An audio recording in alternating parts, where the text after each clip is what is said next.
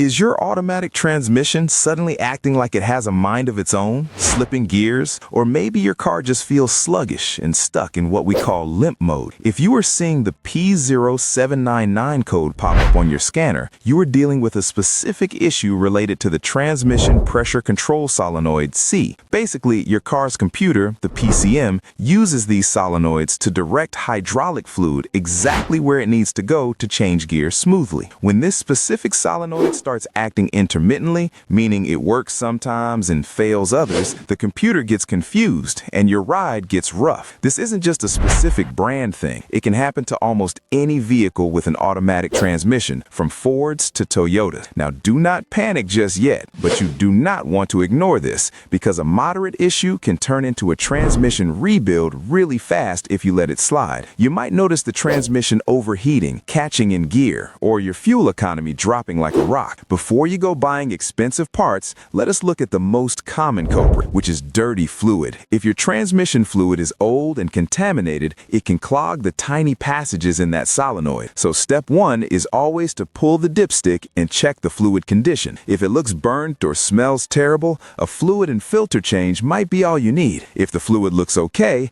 you're going to want to check the wiring. Rats love chewing wires, and corrosion on connectors is a silent killer for these electronic signals.